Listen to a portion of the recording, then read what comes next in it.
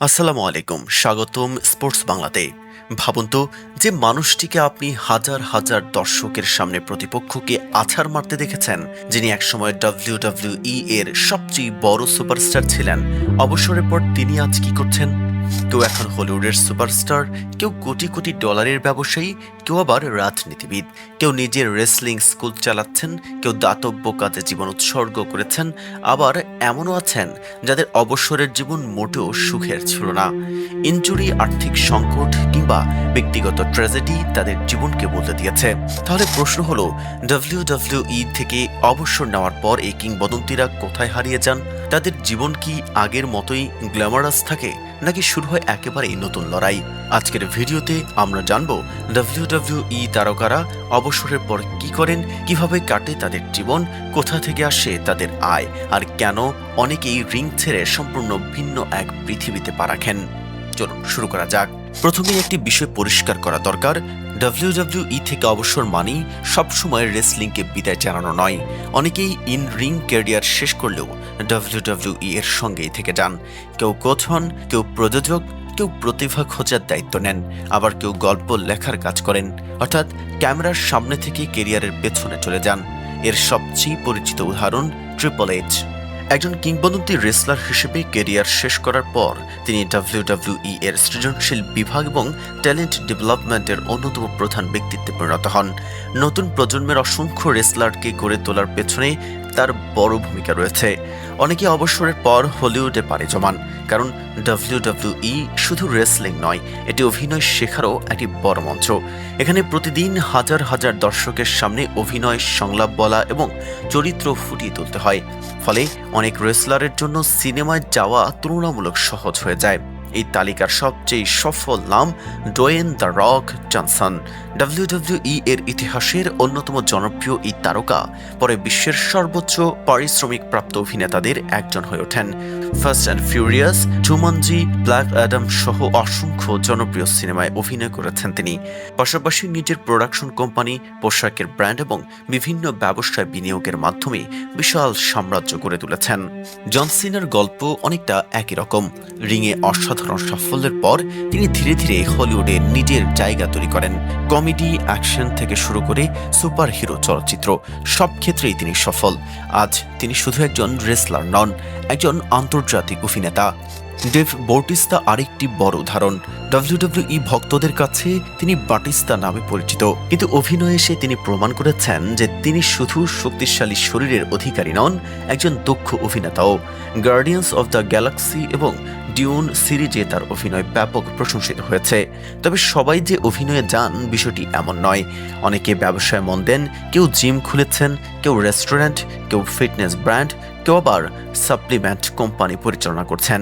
Stone cold Steve Austin নিজের নামে বিয়ার brand, podcast এবং বিভিন্ন ব্যবসায়িক উদ্যোগ পরিচালনা করেন। এছাড়া বিভিন্ন টেলিভিশন অনুষ্ঠানের সঞ্চালক হিসেবেও কাজ করছেন তিনি।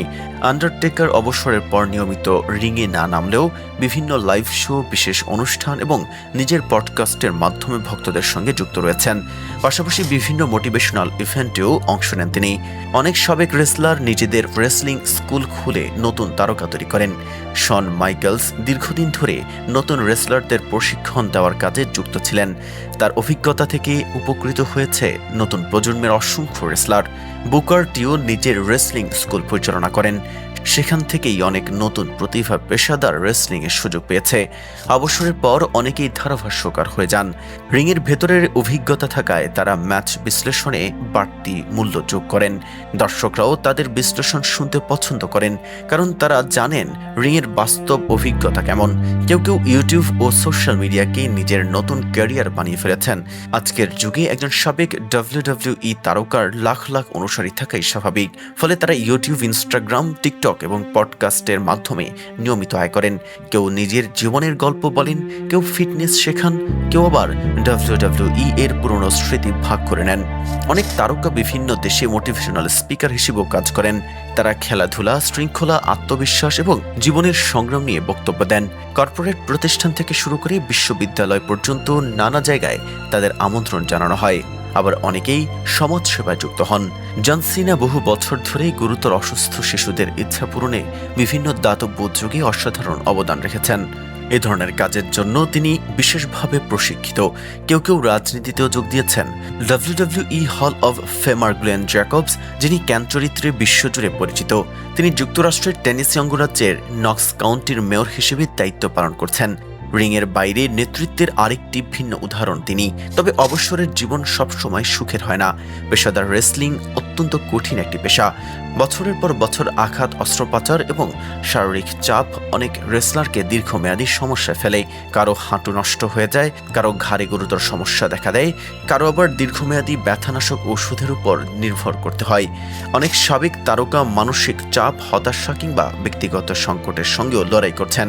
এ কারণেই সাম্প্রতিক বছরগুলোতে WWE সাবেক রেসলারদের স্বাস্থ্যসেবা, পুনর্বাসন এবং বিভিন্ন সহায়তা কর্মসূচির উপর আগের তুলনায় বেশি গুরুত্ব দিচ্ছে। আরেকটি গুরুত্বপূর্ণ বিষয় হলো, সব রেসলারই ধনী হয়ে অবসর নেন না। বিশ্বখ্যাত কয়েকজন সুপারস্টারের আয় কোটি কোটি ডলার হলেও অনেক মধ্যম সারির রেসলারকে অবসরের পর নতুন পেশা খুঁজতে হয়। কেউ রিয়েল এস্টেটে কাজ করেন, কেউ নিরাপত্তা প্রতিষ্ঠানে, কেউ আবার ব্যক্তিগত প্রশিক্ষক হিসেবে কাজ শুরু করেন। কারণ রেসলিং ক্যারিয়ার সাধারণত দীর্ঘ হয় না, তাই ভবিষ্যতের জন্য পরিকল্পনা করা অত্যন্ত জরুরি। বর্তমান সময়ে অনেক রেসলার ক্যারিয়ার চলাকালেই ভবিষ্যতের প্রস্তুতি নেন। তারা ব্যবসায় বিনিয়োগ করেন, উচ্চ শিক্ষা সম্পন্ন করেন, নতুন দক্ষতা শেখেন এবং বিকল্প আয়ের উৎস তৈরি করেন। ফলে অবসরের পর তাদের জন্য নতুন জীবন শুরু করা তুলনামূলক সহজ হয়। আসলে WWE এর রিং ছাড়লেও একজন রেসলারের গল্প শেষ হয়ে যায় না, বরং অনেকের জীবনের সবচেয়ে গুরুত্বপূর্ণ অধ্যায় শুরু হয় অবসরের পর। কেউ অভিনয়ে বিশ্ব জয় করেন, কেউ ব্যবসায় সফল হন, কেউ নতুন প্রজন্মের তারকা তৈরি করেন, কেউ সমাজের জন্য কাজ করেন, আবার কেউ ব্যক্তিগত সংগ্রামের মধ্য দিয়ে নতুনভাবে দাঁড়ানোর চেষ্টা করেন।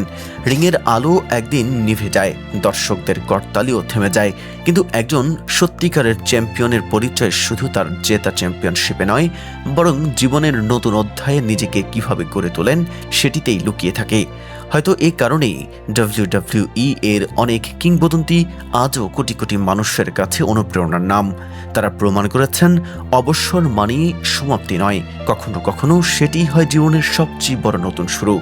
ভিডিওটি যদি ভালো লেগে থাকে তাহলে একটি লাইক দিন, আপনার মতামত কমেন্টে জানিয়ে দিন, আর স্পোর্টস বাংলা চ্যানেলটি সাবস্ক্রাইব করে বেল আইকনটি অন করে রাখুন, কারণ আমরা নিয়মিত নিয়ে আসি খেলাধুলার অজানা ইতিহাস, কিংবদন্তিদের জীবনের গল্প এবং এমন সব তথ্য যা হয়তো আপনি আগে কখনো শুনেননি। আল্লাহ হাফেজ।